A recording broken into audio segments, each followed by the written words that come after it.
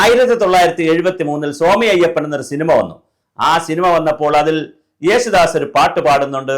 വയലാർ രാമവർമ്മ എഴുതി ദേവരാജൻ സംഗീതം നൽകുന്ന ഹരിവരാസനം എന്ന അയ്യപ്പ പാട്ടാണ്. അപ്പോൾ ആളുകളെല്ലാം അന്ന് തെറ്റിദ്ധരിച്ചത് പിന്നെ ശബരിമല അയ്യപ്പനെ കുറിച്ചുള്ള വയലാറിന്റെ ഗാനമായിരിക്കും എന്നാണ്. എന്നാൽ കുറച്ച് ദിവസം അങ്ങോട്ട് കഴിഞ്ഞപ്പോൾ അങ്ങനെയല്ല, അതിന് വലിയൊരു മാറ്റം വന്നു എന്ന് പറഞ്ഞിട്ട് വന്നു. ഇപ്പോൾ നടക്കുന്ന ഒരു വിവാദമുണ്ട്. കാരണം ഈ പത്മകുമാറുമായിട്ട് ഇതിനൊരു ബന്ധമുണ്ട്. അതുകൊണ്ടാണ് നമ്മൾ ഈ വീഡിയോ ചെയ്യുന്നത്. രാമനാഥപുരം കുമ്പക്കുടി കുളത്തൂർ അയ്യർ എന്ന് പറയുന്ന ഒരു അയ്യരാണ് 362 അക്ഷരവും 108 വാക്കും 32 വരികളും 8 ശ്ലോകവുമുള്ള ഒരു കവിത ഹരിവരാസനം എഴുതി. അദ്ദേഹം സംസ്കൃതത്തിൽ പാണ്ഡിത്യമുള്ള ആളാണ്, പിന്നെ ഭക്തി ഉള്ള ആളായിരുന്നു. അപ്പം തമിഴും മലയാളവും ഒക്കെ അറിയാവുന്ന ആളാണ്. അപ്പൊ അങ്ങനെയുള്ള അയ്യരാണ്, കുളത്തൂർ അയ്യരാണ് ഇത്, കുമ്പക്കുടി കുളത്തൂർ അയ്യരാണ് ഇത് എഴുതിയത് എന്നൊരു വാദമുണ്ട്.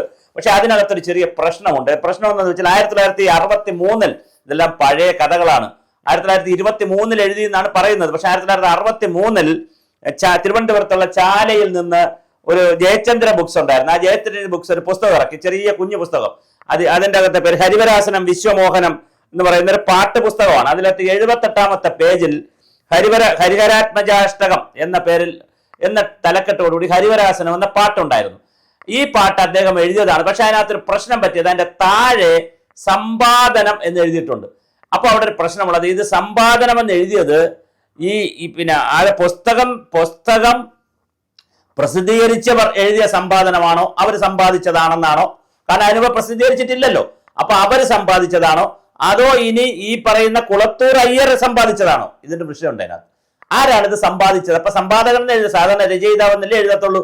അപ്പൊ ഇത് സമ്പാദകൻ എന്ന് എഴുതിയിരിക്കുന്നത് കൊണ്ട് ഇനി അദ്ദേഹം സമ്പാദിച്ചതാണോ, അതോ അന്നത്തെ വാക്കുകളിൽ അന്ന് ഈ രചയിതാവ് അല്ലെങ്കിൽ പുസ്തക രചന എന്നൊക്കെ പറയുന്നത് അല്ലെ പാട്ട് രചന എന്ന് പറഞ്ഞ വലിയ കാര്യമൊന്നും, അതുകൊണ്ട് സമ്പാദകൻ എന്ന് എഴുതിയതാണോ, വേറെ എവിടെ നിന്നെങ്കിലും അയ്യർ കേട്ട് എഴുതിയതാണോ?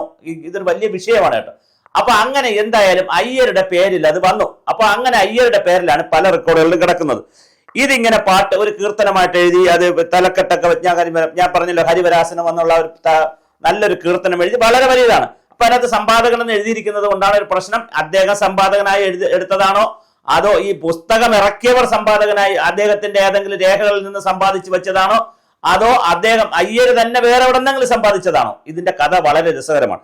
അങ്ങനെ ഇരിക്കുമ്പോഴാണ് പുറക്കാട്ട് കോണകത്ത് ജാനകി അമ്മ എന്ന് പറയുന്ന പത്മകുമാറിന്റെ അമ്മൂമ്മ എന്ന് അവകാശപ്പെടുന്ന ആള്. അതിലും ഒരു ചരിത്ര പ്രശ്നമുണ്ട് കേട്ടോ. പത്മകുമാറിന്റെ അമ്മൂമ്മ അല്ല എന്നൊരു വാദമുണ്ട്. അതൊക്കെ പത്മകുമാറാണ് പറയേണ്ടത്.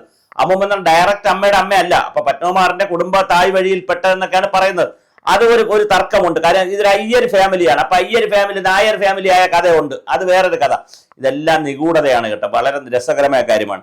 അപ്പൊ ഈ പുറക്കാട്ട് കോന്നത്ത് ജാനകി അമ്മയുടെ മക്കളുടെ ശ്രദ്ധയിൽ ഇത് പെടുന്നു. ഈ 1963 ഈ കഥ, ഈ പുസ്തകത്തിൽ വന്ന കഥയും സ്വാമി അയ്യപ്പന്റെ പാട്ടുമൊക്കെ അന്നത്തെ വാർത്തകളിലൊക്കെ നിറഞ്ഞു നിന്ന് അവരുടെ ശ്രദ്ധയപ്പെടുന്നു. അവർ ഭാരതി അമ്മയുടെ ബാലാമണി അമ്മ എന്ന് പറയുന്ന ഈ കോന്നാത്ത് പുറക്കാട് കോന്നകത്ത് ജാനകി അമ്മ എഴുതിയെന്ന് പറയുന്ന അമ്മയുടെ മക്കളായിട്ടുള്ള ഭാരതി അമ്മയുടെയും ബാലമണി അമ്മയുടെയും ശ്രദ്ധയിൽ ഇത് വരികയും അവർ പറഞ്ഞു, വേറെ ആരുമല്ല എഴുതി, എന്റെ അമ്മൂമ്മയാണ്, ഞങ്ങളുടെ അമ്മയാണ് ഇത് എഴുതിയത്. അതായത് ശബരിമലയിലെ വലിയ വെളിച്ചപ്പാടായിരുന്ന, അതേസമയം ഇദ്ദേഹം പറയുന്നത്, പത്മകുമാർ പറയുന്ന അവിടുത്തെ മേൽശാന്തിയോ കീഴ്ശാന്തിയോ എന്തായിരുന്നു, അന്നല്ല, അങ്ങനെയല്ല.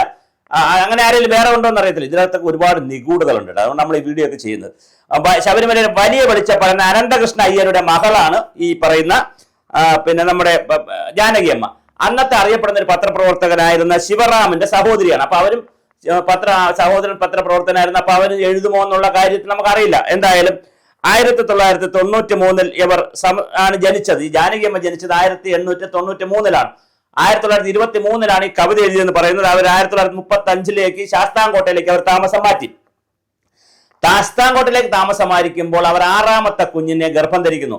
ഈ 6ാമത്തെ കുഞ്ഞിനെ ഗർഭം ധരിക്കുമ്പോഴാണ് ഈ പാട്ട് എഴുതിയതെന്നും 6ാമത്തെ കുഞ്ഞ് ജനിച്ചപ്പോൾ അയ്യപ്പൻ എന്ന് പാട്ടിട്ടെന്നും പേരിട്ടെന്നും ആ കുഞ്ഞിന് അയ്യപ്പൻ എന്ന് പേരിട്ടെന്നും ഈ കവിത, ഈ ഗാനം അല്ലെങ്കിൽ ഈ ശ്ലോകം അയ്യരായിട്ടുള്ള അച്ഛനെ ഏൽപ്പിച്ചെന്നും അച്ഛൻ അത് നടക്കി കൊണ്ടുവച്ചു, ശബരിമലയിൽ നടക്കി കൊണ്ടുവച്ചു എന്നും പറയുന്നു. പിന്നെയും ഉണ്ട് ഇതിനെക്കുറിച്ചുള്ള കുറെ കഥകൾ. പുറക്കാട്ട് ശിവക്ഷേത്രമുണ്ട്. പുറക്കാട്ട് സ്ഥലത്ത് അവർ ശാസ്താംകോട്ടയ്ക്ക് താമസം മാറ്റാണ്. പുറക്കാട്ട് അവിടെ ഭജന പാട്ടില് ഇത് പാടിയിരുന്നു എന്ന് പറയുന്നു. പുറക്കാട്ട് കോന്നകത്ത് വീട്ടിന്റെ പടിഞ്ഞാറ് തെക്കേ വശത്തുള്ള ആനന്ദേശ്വര ശിവക്ഷേത്രത്തിൽ ഇത് ആദ്യമായി ഭജന സംഘം പാടി എന്ന് പറയുന്നു. പിന്നെ ഇതെങ്ങനെയാണ് വീണ്ടും ശബരിമലയിൽ ഇത് ഫേമസ് ആയെന്ന് പറഞ്ഞാൽ ശാസ്താംകോട്ടയിലുള്ള ക്ഷേത്രം ദർശിച്ച് മലയ്ക്ക് പോകുന്ന കല്ലട സംഘം. അന്നൊരു പ്രശ്നമുള്ളതെന്ന് പറഞ്ഞാൽ പുരുഷന്മാർക്ക് മാത്രമുള്ള ശബരിമല പോകാൻ പറ്റുന്നത്. ശബരിമല അതിഘോരമായ വനമാണ്, വാഹന സൗകര്യങ്ങൾ കുറവാണ്, നിലയ്ക്കലും എരുമേലിയും എല്ലാം ഭയങ്കര കാടാണ്. അപ്പൊ അത്ര എളുപ്പമല്ല ശബരിമല പോകുക എന്നുള്ളത്. അതുകൊണ്ട് സംഘമായിട്ടാണ് പോകുന്നത്.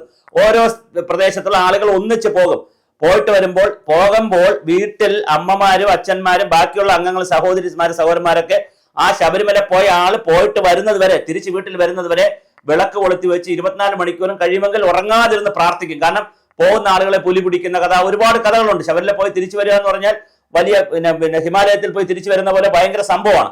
അപ്പൊ ഇന്നിപ്പോ അങ്ങനെയല്ല, ഓടിപ്പോയി റിമോട്ട് അടിച്ച് പോയിട്ട് വരാം.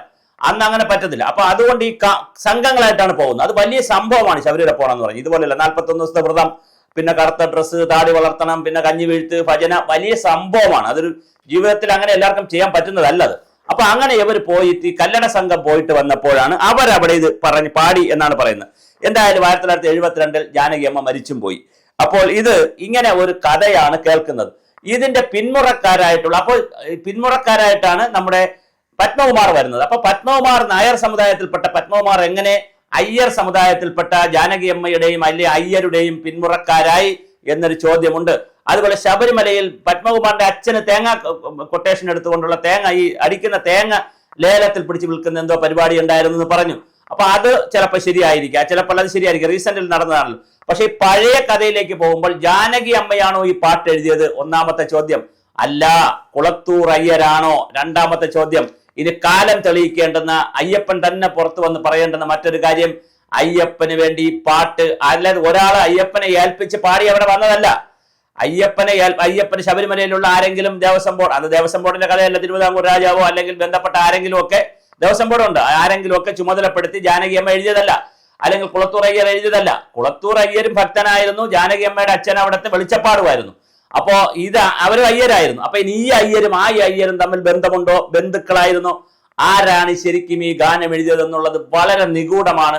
ഇപ്പോഴും പക്ഷേ പത്മകുമാർ പറഞ്ഞുകൊണ്ട് നടക്കുന്നത് എന്റെ അമ്മുമ്മ അവിടെ പാട്ട് എഴുതിയതാണ്. അങ്ങനെയാണെങ്കിൽ പത്മകുമാറിന്റെ അമ്മുമ്മ അയ്യർ സമുദായത്തിൽപ്പെട്ട ഒരു അമ്മുമ്മ, അത് തായ് വഴിയിലോട്ട് പിറകോട്ട് പോകണം, ഒരുപാട് പിറകോട്ട് പോകണം. 1972 അമ്മ മരിച്ചുപോയി. അപ്പം വളരെ പിറകിലോട്ട് പോകണം കഥ. അപ്പൊ അങ്ങനെ പിറകിലോട്ട് പോകുമ്പോൾ ഈ അമ്മുമ്മയാണോ ഈ പറയുന്ന കഥ എന്നൊക്കെ ഉള്ള ഒരുപാട് നിഗൂഢതകളുണ്ട്. എന്തായാലും പത്മകുമാറിനെ സംബന്ധിച്ചിടത്തോളം അകത്താണ് ഒരുപാട് കാര്യങ്ങൾ അദ്ദേഹം പറയുന്ന കൂട്ടത്തിൽ ഇതും വളരെ പ്രധാനപ്പെട്ട ഒരു കാര്യമാണ്. എന്തായാലും ശബരിമലയിലെ ഹരിവരാസനം എഴുതിയതാരാണ്, ആ ഉറക്ക് പാട്ട് എഴുതിയതാരാണ് എന്നുള്ളത് ഇപ്പോഴും നിഗൂഢമാണ്. പല പേരുകൾ കേൾക്കുന്നു. ശരിക്കും അയ്യപ്പൻ തന്നെ പറയണം ആരാണ് ആ കവിത എഴുതിയത്. ജാനകി അമ്മയാണോ, കുളത്തൂർ അയ്യരാണോ, മറ്റെവിടുന്നതെങ്കിലും ഇവരൊക്കെ സമ്പാദിച്ചതാണോ?